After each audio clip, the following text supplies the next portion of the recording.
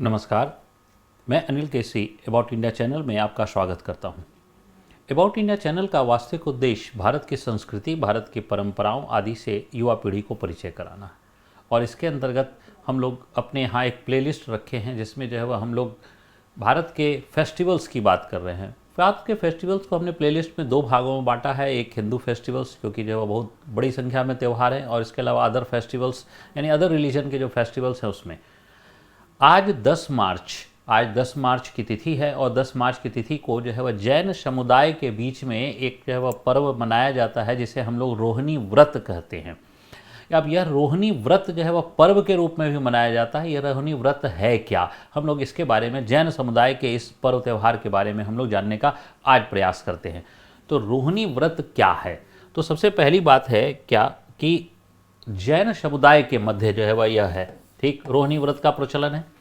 और मुख्य रूप से जो है वह महिलाएं जो है वह करती हैं और अपने पति की लंबी आयु के लिए करती हैं। हालांकि वर्तमान समय में जो है वह देखा जाए तो वर्तमान समय में पुरुष वर्ग भी इस व्रत को करने लगे हैं। इसका मतलब है जैसे हम लोग जो है वह देखते हैं कि करवा चौथ जो है वह का प्रचलन है, तो मुख्य रूप से महिलाएं जो है वह करती हैं, लेकिन जो है वह पुरुष वर्ग भी इसमें शामिल होने लगे और करवा चौथ करने लगे। ठीक इसी प्रकार जो है वह यहाँ पर भी जो है वह महिलाएं तो अपने पति की लंबी आयु के लिए करती हैं, लेकिन जो है वह निश्चित तौर पर जो है वह आजकल पुरुष वर्ग भी इसमें शामिल हो गया है।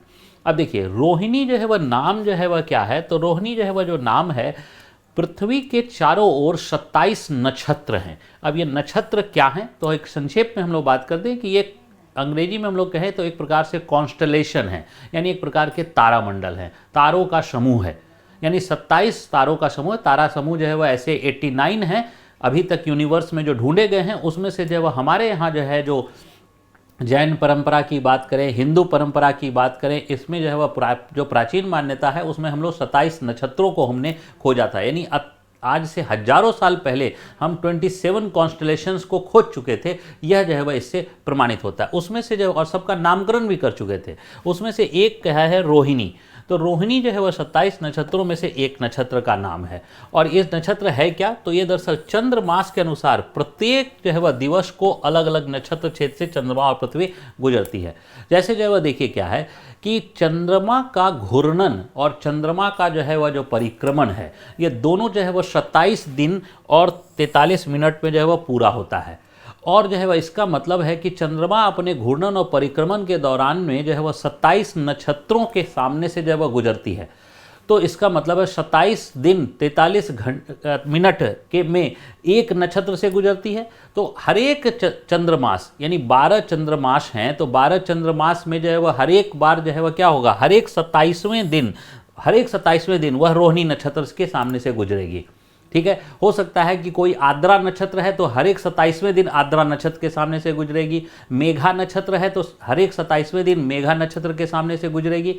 इसका मतलब है 27वें दिन 27 दिन 43 मिनट में वह रोहिणी नक्षत्र के सामने से जो है वह गुजरती है।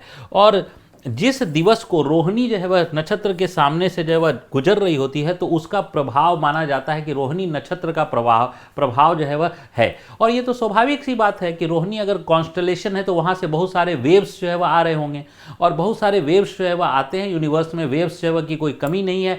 एक्स वेव्स हैं, गामा वेव्स हैं, अल्ट्रा वायलेट वेव्स हैं, जो है वह बीटा वेव्स हैं, इस प्रकार के बहुत सारे, इसका लाइट वेव्स हैं, तो मैग्नेटिक वेव्स हैं, बहुत तरह के वेव्स हैं।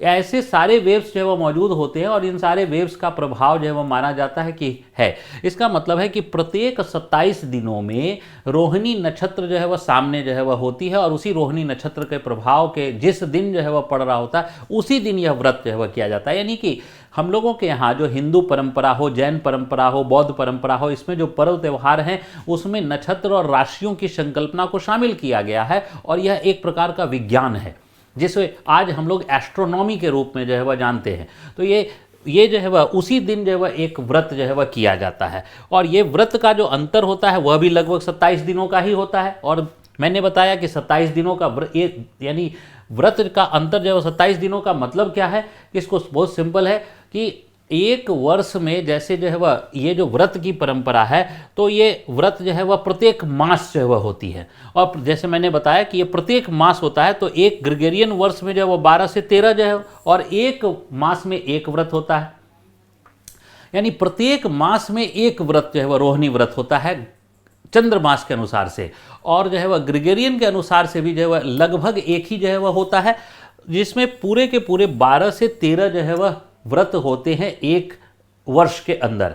तो 12 से 13 बार एक ऐसा संयोग बनता है जिसमें जो है वह रोहिणी नक्षत्र के सामने से जो है वह पृथ्वी और चंद्रमा गुजर रही होती है।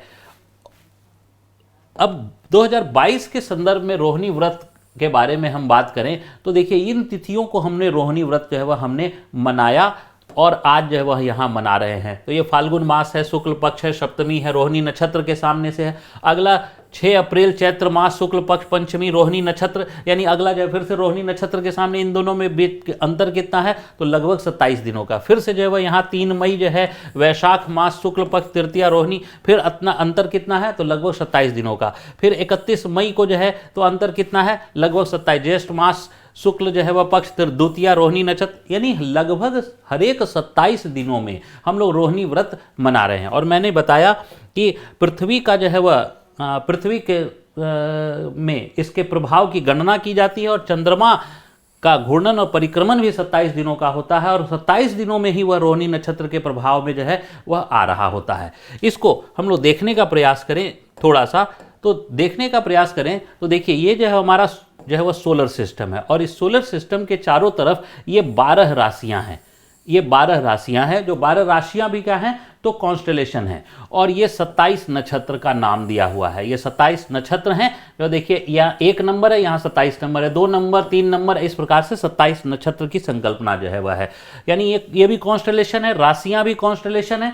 तो नक्षत्र और राशियों के बारे में अगर किसी को डिटेल में जानना हो तो हमारे चैनल पर नक्षत्र और राशि के संदर्भ में एक डिटेल वीडियो जो है वह दे रखा है, वहाँ हम लोग जान सकते हैं। तो ये नक्षत्र और राशियों के संदर्भ में है, और यहाँ पर हमारा सोलर सिस्टम है। तो ये सोलर सिस्टम घूर्णन और परिक्रमण के दौरान में क्या है? हर एक जो है वह नक्षत्रों से जो है वह गुजर रहा है, और हर एक दिन नक्षत्र जो है वह पृथ्वी के संदर्भ में और चंद्रमा के संदर्भ में क्या होते हैं? बदल जाते हैं, और 27वें दिन जो है वह फिर से जो है वह वही नक्षत्र जो है चला आता है। इसीलिए रोहिणी व्रत जो है वह, जो रोहिणी नक्षत्र का प्रभाव है वो हर एक 27वें दिन जो है वह आता है, और 27वें दिन रोहिणी नक्षत्र में रोहिणी व्रत मनाया जाता है। अब रोहिणी व्रत जो है वह में किया जाता है, तो रोहिणी व्रत में निश्चित है कि पति की लंबी आयु के लिए किया जाता है। तो रोहिणी माता और भगवान वासुपूज्य की पूजा अर्चना की जाती है। तो रोहिणी माता और भगवान जो है वह वासुपूज्य की जो है वह पूजा की जाती है, और यह वर्तमान समय में जो कहा जाए कि त्योहार के रूप में जो है वह हो गया है। यानी इसका धूमधाम इसमें जो है वह एक बड़ा हो गया। केवल एक सामान्य परंपरा नहीं है कि उपवास जो है वह किया जाए, बल्कि धूमधाम हो गया। और मान्यता है कि इस व्रत और उपवास से जो है वह क्या होता है कि घर की गरीबी और दुख जो है वह कम होता है। तो ऐसी मान्यताओं को जोड़ा जाता है, इसलिए जोड़ा जाता है ताकि इसका एक्सेप्टेंस बढ़े, और इसी से लोग जो है वह इसको ज़्यादा से ज़्यादा स्वीकार करना प्रारंभ कर देते हैं। तो हम लोग जो है वह अगर देखें तो भगवान वासुपूज्य जो है वह यही हैं हमारे, जो भगवान वासुपूज्य की पूजा की जाती है, और साथ साथ जो है वह रोहिणी माता भी जो है वह ये हैं जिनके बारे में हम लोग बात कर रहे हैं। तो वासुपूज्य और रोहिणी माता की पूजा जो है वह की जाती है, और रोहिणी व्रत जो है वह पूरी तरीके से चंद्रमास और रोहिणी नक्षत्र की संकल्पना नक्षत्र और राशियों से जुड़ी हुई है। और दरअसल सारे पर्व त्यौहार जो है वह नक्षत्र और राशियों से ही जो है वह जुड़े हुए होते हैं, जो आज के समय में हम लोग एस्ट्रोनॉमी के अंतर्गत जो है वह पढ़ते हैं, लेकिन परंपराओं में हम लोग इसे नक्षत्र और राशियों का नाम जो है वह देते हैं। मैं अनिल केसी आपका धन्यवाद करता हूँ। जय हिंद।